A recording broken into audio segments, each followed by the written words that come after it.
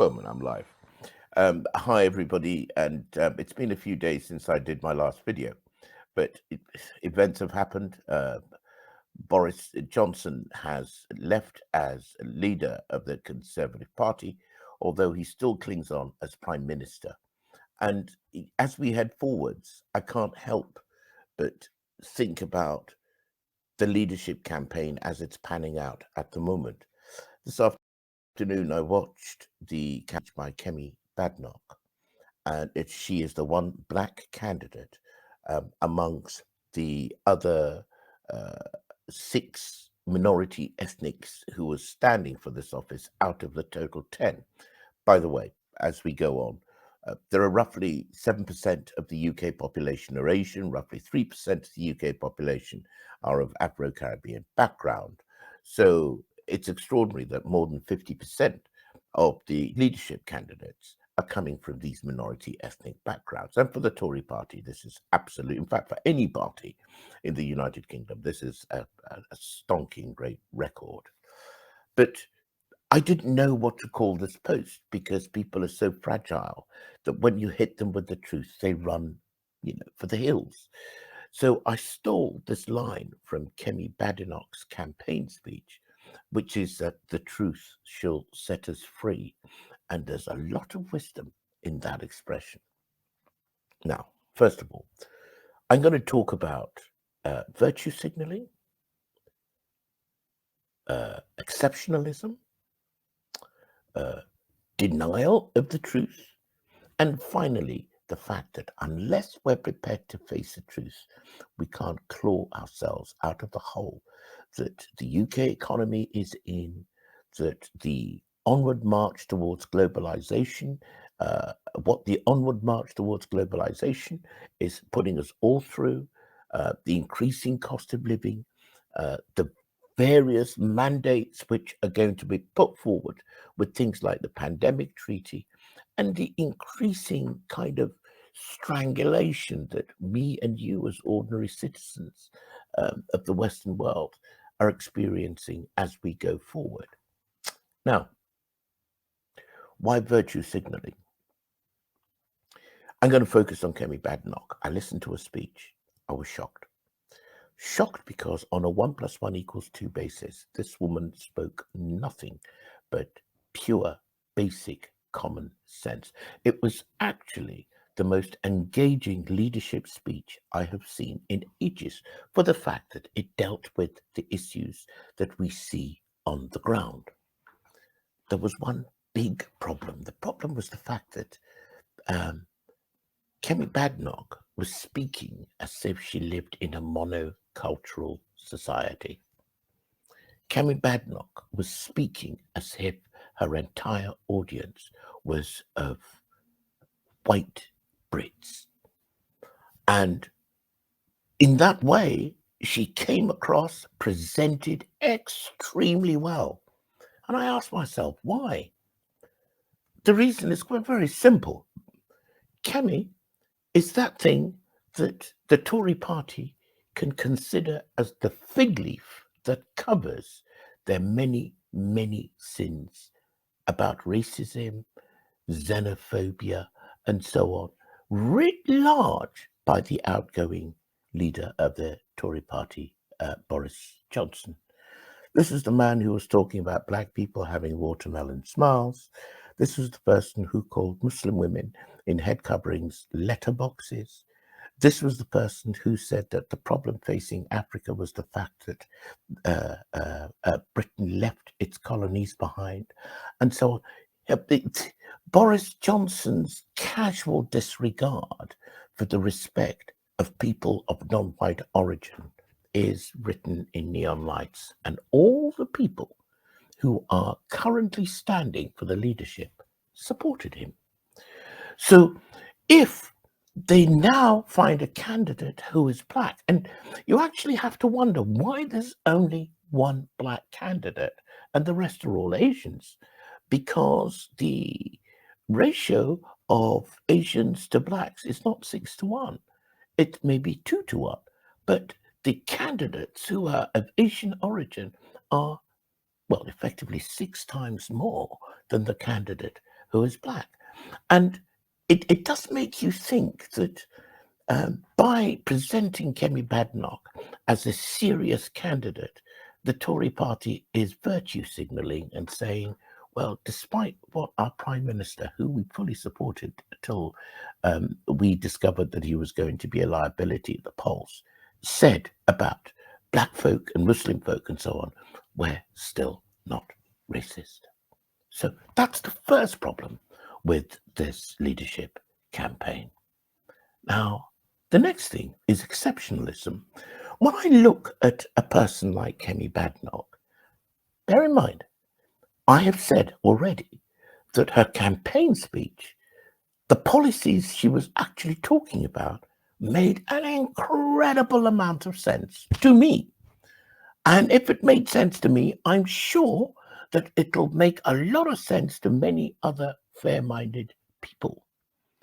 But the exceptionalism is that we, the electorate in Britain, will turn a blind eye to the fact that she happens to be black.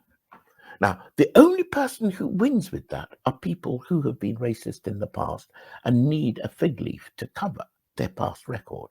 Kemi Badenoch fits the bill to a T. And if we're talking about that kind of exceptionalism, do not ever expect a person in Kemi Badenoch's situation to speak up for, advocate for people who look like her or people who came from her Afro-Caribbean background. It would completely upset the apple cart. Don't forget, her greatest appeal, even though it should be the common sense, which to be honest, I haven't taken her seriously enough till now to realize that this woman, she's actually an engineer.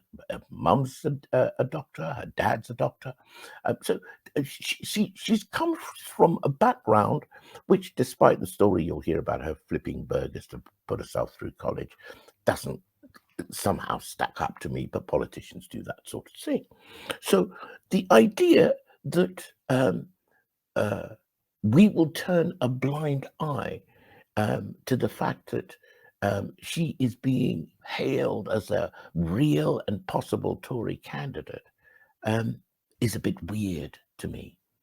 It requires that we overlook the fact that if Kemi Badenoch became Prime Minister, it would be the single most retrograde step, as happened in the case of Barack Obama, in that people would always say, oh, you're only going on about diversity because of what you look like and what your ethnic origins are. Indeed, as the Minister for Equalities or Diversity, she was probably the most retrograde of all ministers I've seen in British politics.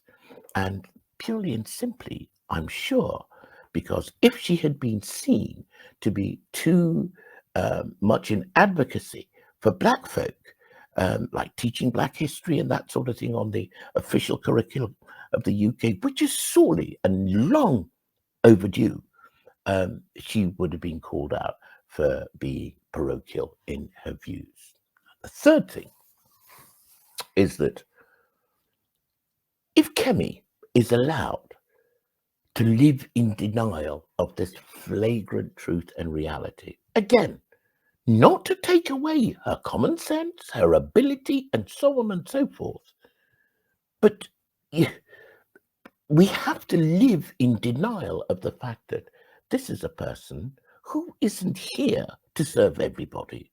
This is a person who is here to assuage the guilt and the shame of those who in the past have been hideously racist.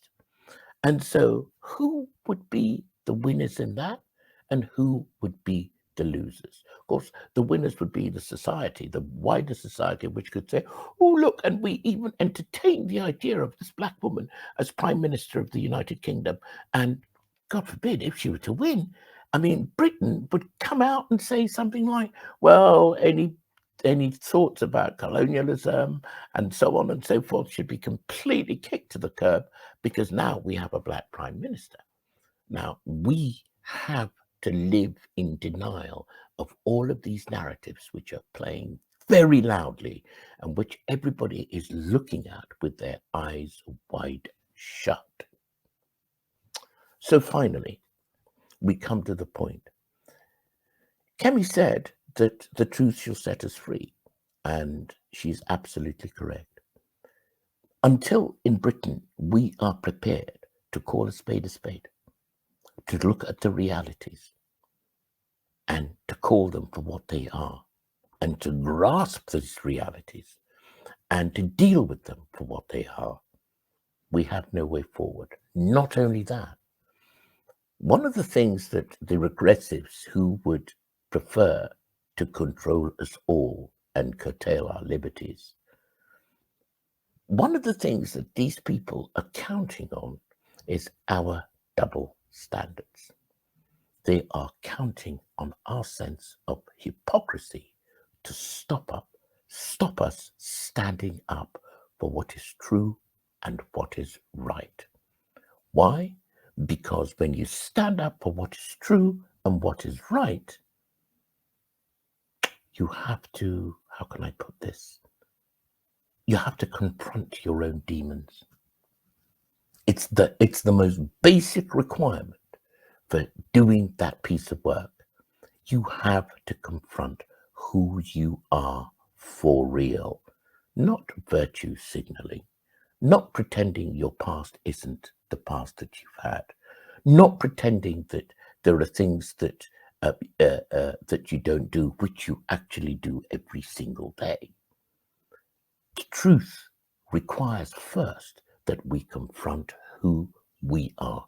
Now, there is nothing more powerful than the individual who has done that work. You can't have a cast iron determination without first facing, challenging, and overcoming your own double standards, your own hypocrisy, your own weaknesses, your own demons. So good as dear old Kemi Badenoch appears to be, the only way we can elect such a person to her role is by pretending that we don't know what she represents.